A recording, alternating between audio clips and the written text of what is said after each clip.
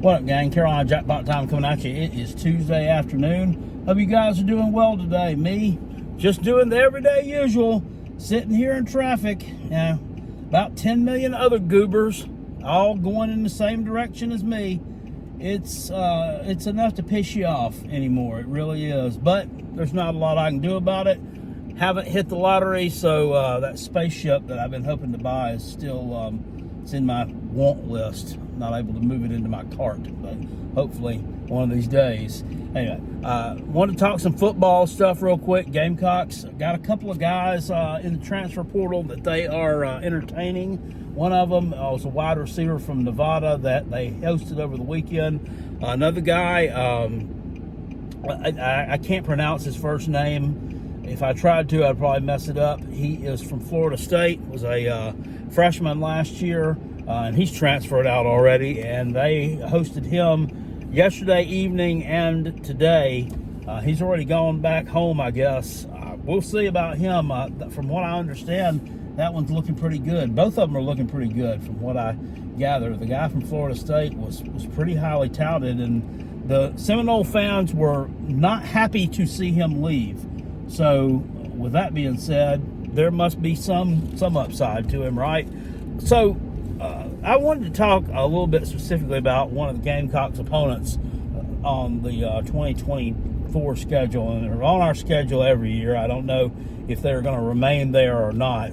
The Missouri Tigers.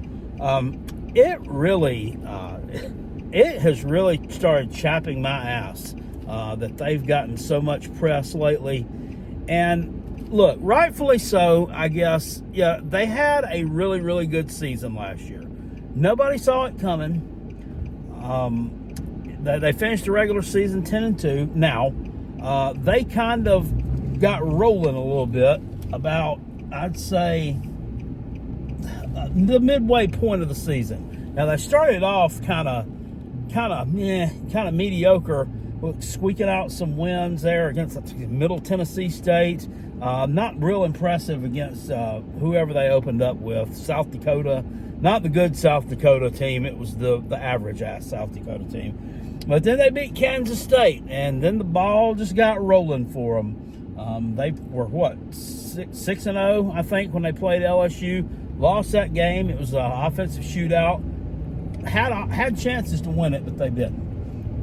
And I've supported them for a while now.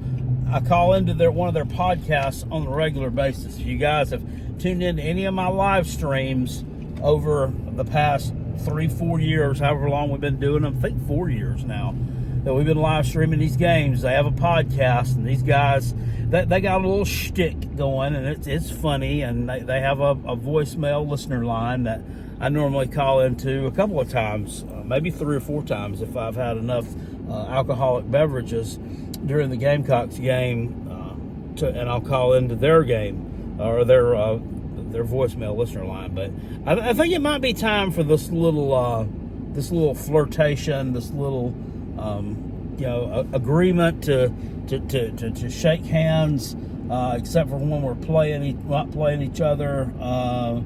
Maybe time for that to end, because it really kind of chaps my ass that they have gotten successful and South Carolina hasn't. There's absolutely no reason for it. There's none.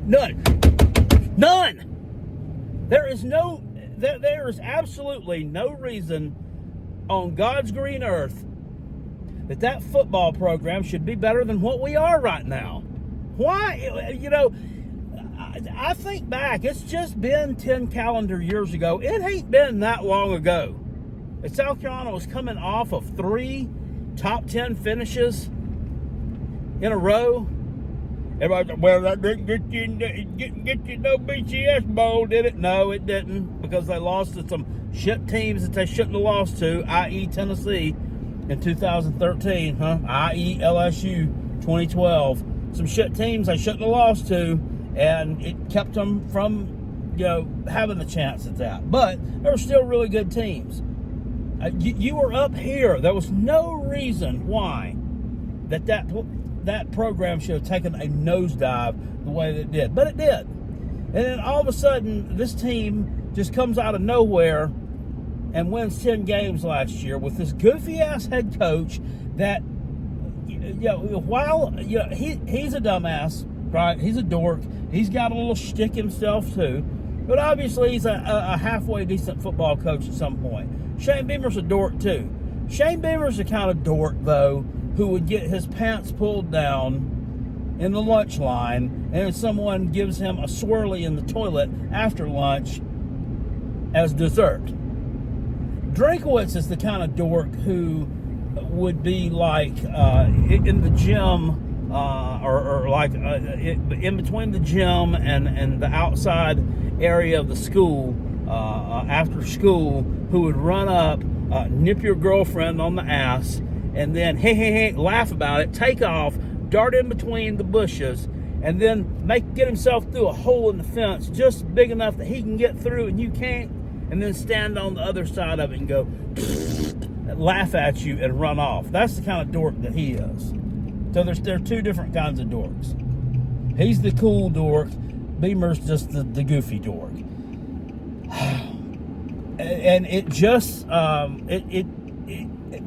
guess the reason that I kind of started following them and kind of started rooting for them as an underdog too is because I thought these guys were really funny on this podcast. It seemed like they were suffering through a lot of the same things we were. It was kind of like having that buddy that's also having problems with his marriage that you sit at the corner of the bar with and swap stories and exchange a couple of tears and give a pat on the back, listen to advice from him. He gives you advice. You listen to his heartache. You tell him yours. Whatever. That's the kind of relationship it seemed to be. But now they've found a new bride. I.e., they've elevated their game. They've leveled it up. Started recruiting at a decent level. They don't recruit at a great level. South Carolina recruits at a decent level. They don't recruit at a great level, but they recruit at a level good enough to where they can compete a little bit more than what they've been competing. I mean, and this stuff with the coaching situation and the offensive line last year and the injuries. Look, he's chosen not to deal with it. He's chosen to stick with the same strength and conditioning coach, chosen to stick with the same offensive line coach. I have a bad feeling that may be Shane Beamer's undoing. And I say a bad feeling because, look, I know that I've gotten on here and I've made tons of videos not exactly singing his praises. I don't want the guy to fail. I don't want him to fail. But you have to kind of look at a situation and take your fan blinders off for a minute. You got to evaluate it and say, okay, you won this many games this year. The next year you won this many games, but two of them were big upsets that you probably shouldn't have won. But then there was another game here that you probably should have won that you didn't win. And then this year you had who playing quarterback? Yeah, well, it was pretty good. And then you won how many games? Huh? What? And you lost this game by how much? These things are facts, and you can't refute them. It doesn't look like he's going to make it. Right now, I'm 70% sold on him being fired either at the end of this season or the end of next season. Well, whichever. I mean, and if it's the end of this season, then that means they were really bad. And I don't want to see that. I don't want to see him lose his job. I want to see him turn things around and start winning 8, 9 games a year, 10 games a year.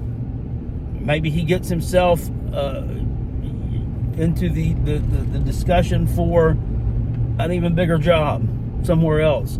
Wouldn't that be awesome? Yeah, I mean, I could stand to lose a coach if it were something like that. But I don't think he's going to do it. I don't think he's the man to do it. I don't think he has the job knowledge to do it. And I don't think that he has what it takes in terms of just from a human resources point of view, motivating these guys to either do their job or get out. That being in terms of his assistant coaches. So I didn't mean to turn this into a Shane Beamer segment. It's supposed to be talking about Mizzou, but I mean, I can't really deny the fact that they've elevated their game now. I'm going to do not really so much some season prediction videos, but we'll talk about the SEC over-under win totals. And I think that they may be getting a little bit too much love from the media. And I mean, I can say rightfully so that they're getting this love because, you know, when you finish 10-2 and you bring back a decent amount of your production, what's one supposed to think? You know, what are you supposed to write about? It's kind of hard to poke holes in that. But, I mean, I have some of my own thoughts on that deal. But Missouri should not be better than what South Carolina is, but they are.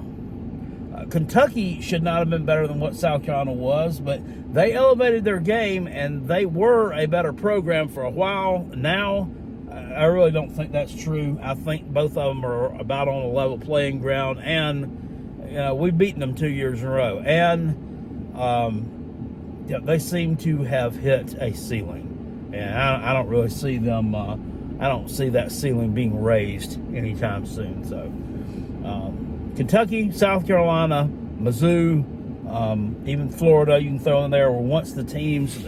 Tennessee definitely. They were the ass end of it for most of the time, but they kind of, elevated things. But the old SEC East, those were the teams that were always like trying to duke it out to see who's going to be better than each other and be right behind Georgia, because you weren't going to elevate yourself above them, right? So Mizzou's kind of broken away from the pack with that a little bit, at least in their minds. Last year they did, and now this year it remains to be seen. Schedules are totally different. You're playing a totally different group of, this edition of Texas and Oklahoma is going to be interesting. I think, however, that maybe too much is being made of those two teams coming into the league more so than the dissolving of the East and West divisions and the kind of the intermingling of the schedules. I think that's the bigger deal than just Texas and Oklahoma coming in, because right now Oklahoma's just barely above mid. They won 10 games last year, and congratulations. You won like 6 the year before, and you were in a much, much easier conference with a much easier schedule than what you're going to face now. It's going to be interesting to see, but is Missouri's success sustainable? Let me know what you think down in the comment section below. There's also a deal where the kid can get NIL money in high school if he commits to a school in the state of Missouri now. I mean, that's great and wonderful, and they're like, it's going to let them they're going to bring some big-time recruits in right there with that. And what do y'all think about that as well? I mean, to me, that also, yes, you also could be, that could just attract some kids who really don't want to play there. They could be like, I'm going to go there for 1 year, I'm going to get this money, and then I'm going to hit the portal. What's to keep them from doing that? Because they definitely can. It's all within their rights to do. So, tell me what you think about the Mizzou program. Tell me what you think about schedules. Tell me what you think about anything that you want to down in the comment section below. This is very much just a rambling video all about a bunch of nothing. By the way, a little bit of an announcement too. I know there's been, some of you guys may have seen it, some may have not. There was a little bit of question going into the fall of the year whether or not Carolina Jackpot was going to be able to live stream the football games like I've been doing normally. We've been doing it here. Like I said, I think it's 4 seasons, and kind of taken on a new role. And as far as in terms of occupational, was I going to be able to continue to live stream these games every Saturday or not? Well, as of a few days ago, Carolina Jackpot's going back to his former place of employment. He left about 5 months ago. So, guess what? That means we're going to have football games every Saturday in the fall, South Carolina Gamecock style. I know that you guys enjoy those. I know that you enjoy watching them probably more than I enjoy doing them. But I'm here for you. And barring any unforeseen changes, or if I decide to actually go to a game this season, which did I last season? No, I didn't go to a game last season. I did the year before, though. I went to one the year before, and the year before that went to road games, so I wasn't able to live stream those. We missed one last year. Oh yeah, it was the Texas A&M game when I was coming back from Florida that day. I wasn't able to do it, but I plan on being here for you this college football season. 12 games strong, Gamecocks, baby, all the way. Doesn't matter. 3-9, 4-8, 8-4, 6-6. Doesn't matter what we finish up. I'm going to be here to share each and every single moment of it with you guys, because I enjoy hanging out with you. And I love you like that. I'll see you guys later on, though. I appreciate you. Peace, and I'm out of here. Go Gamecocks. Woo!